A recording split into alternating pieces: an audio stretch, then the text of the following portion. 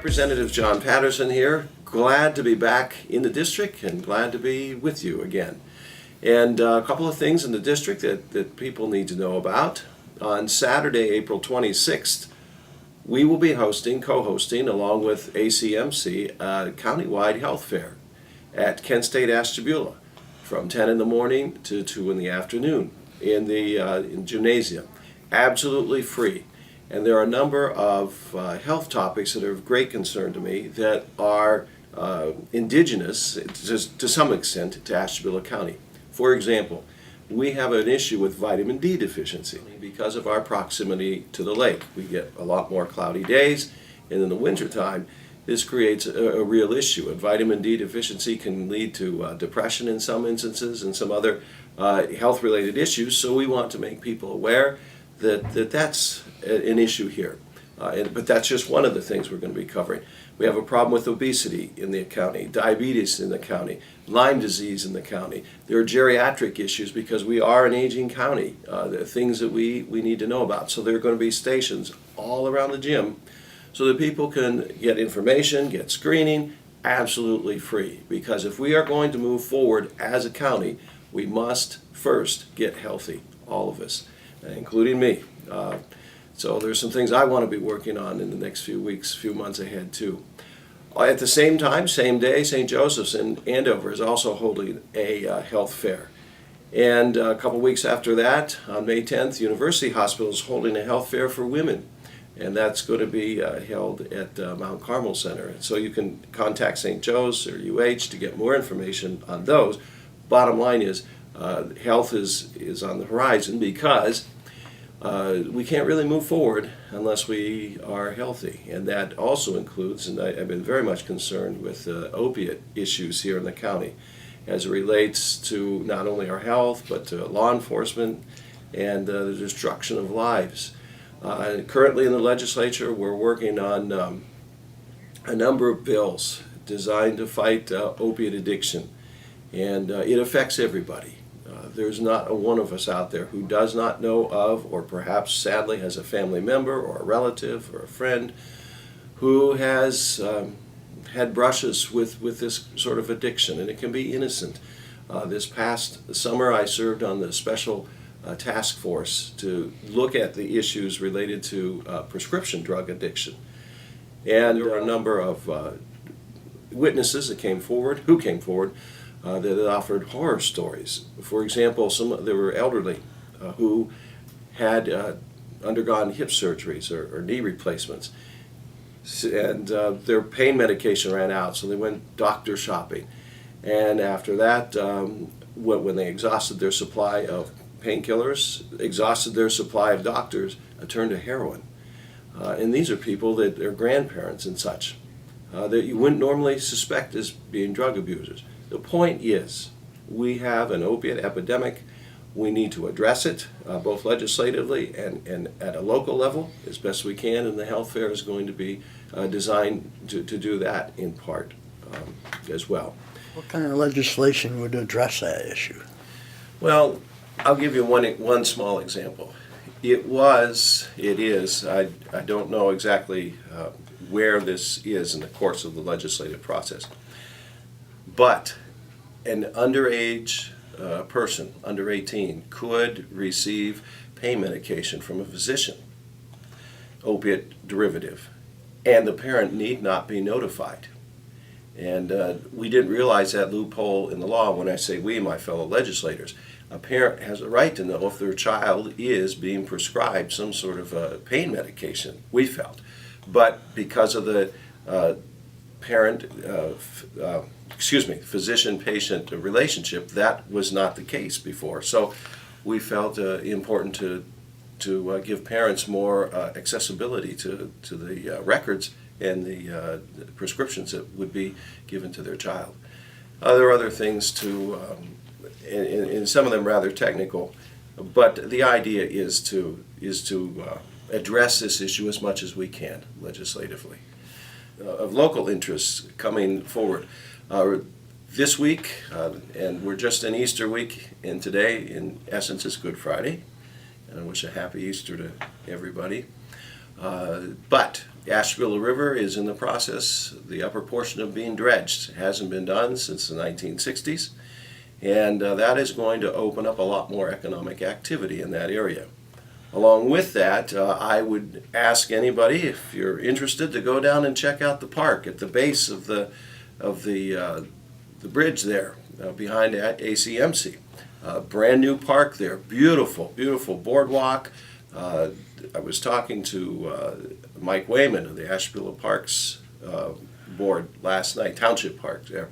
There are 400 acres there along the river, suitable for recreation. In fact, right now the trout are in the stream and the fishermen are coming out in droves.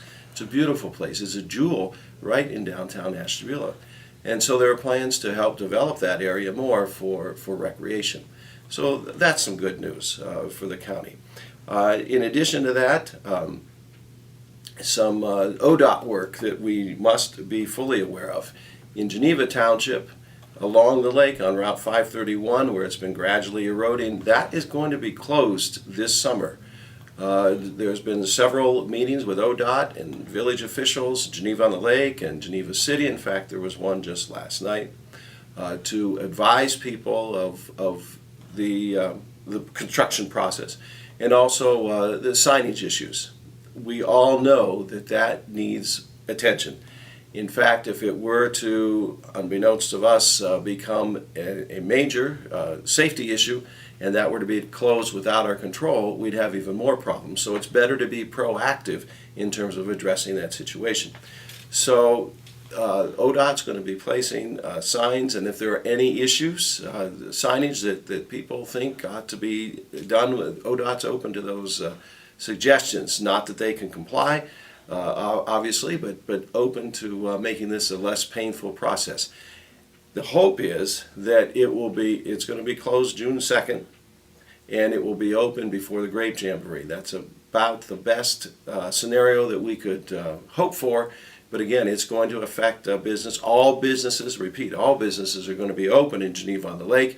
Just there will be local routes that we know of, and then the state detour routes must occur on state highways. So those are going to be well marked. Another bridge project to be aware of that's critical in North Kingsville, crossed the tracks there at Amboy. They're going to be bidding that out at the end of this year, and the construction is going to start next year. Now, I recently found out that bridge was constructed in 1940.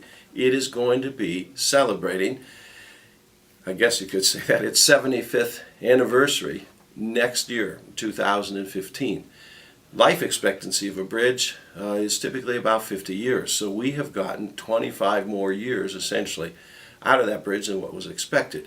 I was down underneath of it yesterday, and what I saw was amazing. There's exposed rebar, there are sections that are sagging, definitely needs, again, to be proactively addressed here.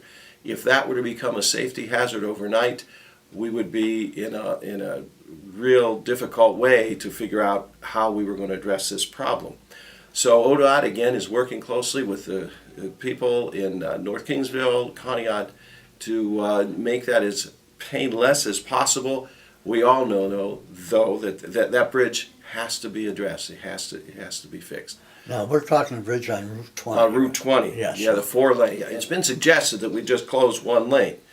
The problem is, instead of the bridge supports running parallel with the roadway, as you go under an underpass on, say, Route 90, you would know that and you can look up and you can see that the support system runs parallel to the road.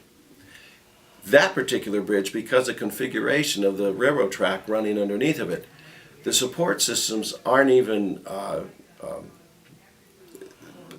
first of all, they're not parallel, they're not even perpendicular. They're at a 19 degree angle from what the engineer was telling us. So there's no way to cut out half the bridge. The whole thing has to come down. I just want to make people aware that ODOT has looked at that as an option. They also looked at tunneling underneath the bridge, and it's been suggested that we have an emergency crossing there on 20. There's an abandoned roadway, and I checked that out yesterday too. The problem with that is dealing with the railroads, and that's the next step.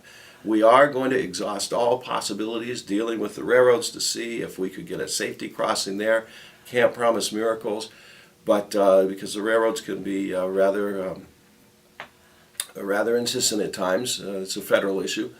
But we will look at all possible routes there, if you will, to make that crossing as painless as possible, especially for those businesses. On other news, I was in Columbus recently. Obviously, about every week I'm down there, and there was some legislation passed that directly impacts our district. In fact, it passed out of the House. It's over the Senate now, but I want to give you a quick update. There's Lyme disease legislation that I've been working on for over a year. That made it into one of the omnibus bills. We're looking at the mid-biennium review now, and that whole process has been broken out into 14 different bills.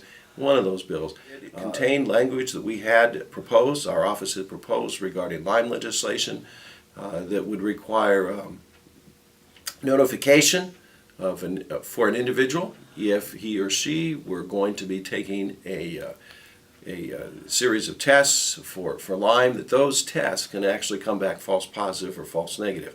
The idea was just to inform individuals if they continue to experience Lyme-related symptoms that they need additional testing. The other thing it did, and I was really excited about this one and hope it makes through the whole process through the Senate and the governor signs it, which probably will happen in the next few weeks. It appropriated $650,000 to reopen a tick testing lab so that we could send in ticks that we would discover on our animals and our property, send them down to Columbus. They would be tested for Lyme, and if they came back positive, we would know what course of action to take. But ultimately, my goal would be to develop a scatter plot map so that when we locate ticks out in the field, out in the forest, we could plot that using new technology, our cell phones and such. Send that into the state. If it tests positive, then we can put a little pin on the map and ultimately then develop a map that we all could use to determine hot spots for ticks, because there's no real linear pattern for them. It's random, it's haphazard. And there may be a hot spot in one location, and a mile down the road there may not be any ticks. So we just have to be on the lookout because it's a problem we're going to have to manage. Another piece of legislation that passed the House recently was the school debt consolidation bill that I'd been working on for over a year. This would allow districts, and there are 8 right now in the state who would qualify, that if they owed over a third of their operating budget to the Solvency Assistance Fund, and if they had been in arrears for a number of years, that if that district wanted to consolidate, its debt would be forgiven, and they could develop a 5-year plan and begin serious talks with consolidating with another district that's contiguous. In our district, obviously, Ledgemont is the district that comes to mind, and the idea was to give those individuals there who live in Ledgemont the flexibility to choose their future course. Right now, the way the law reads, if a district is going to consolidate and brings debt with it, then the receiving district then would assume that particular debt. And that really makes it difficult for districts to move and to look seriously at consolidation. And people might ask, well, what's caused this problem? What's so different now than what it used to be?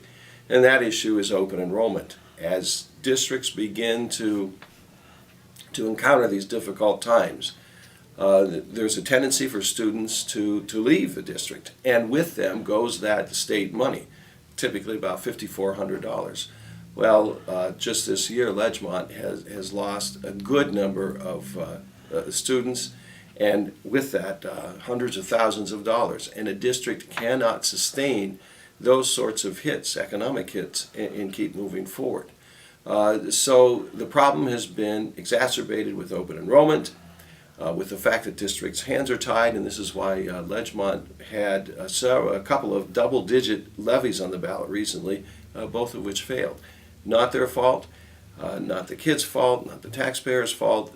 we have to address these issues as they are. And going forward, in terms of solvency, one of the ways out, and again, it's a local choice issue for Ledgemont, would be to consolidate with a contiguous district.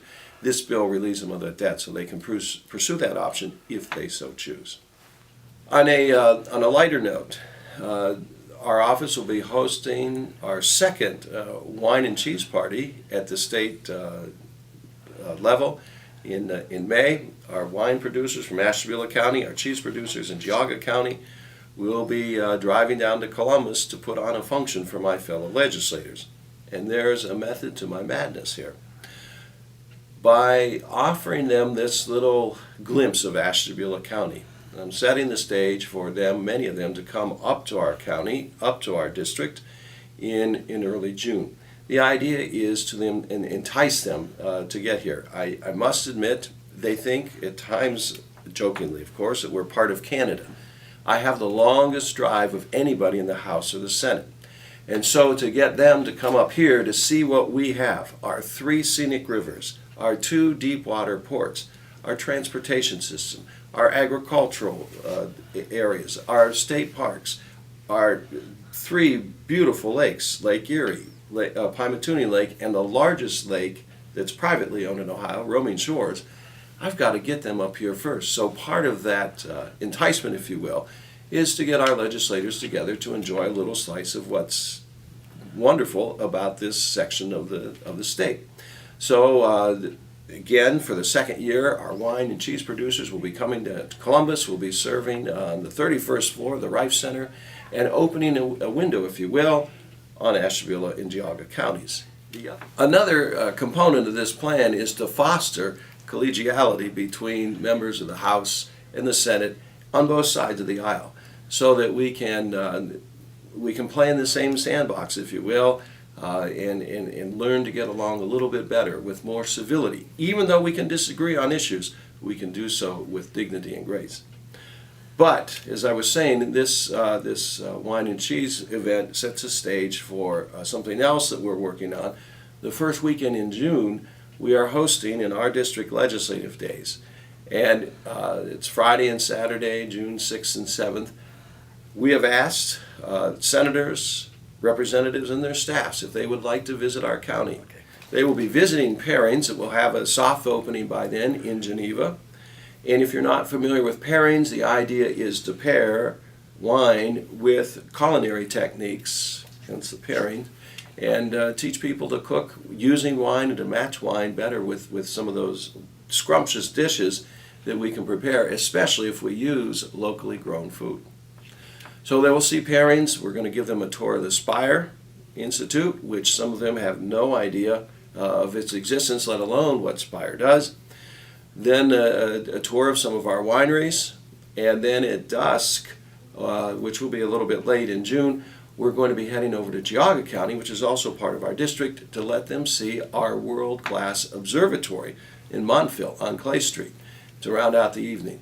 After a night at the lodge then, we've been able to arrange some sailing to be done out of the marina there, and also, if the weather permits, for both these activities, some fishing if they would like, again to celebrate the heritage we know of as Lake Erie.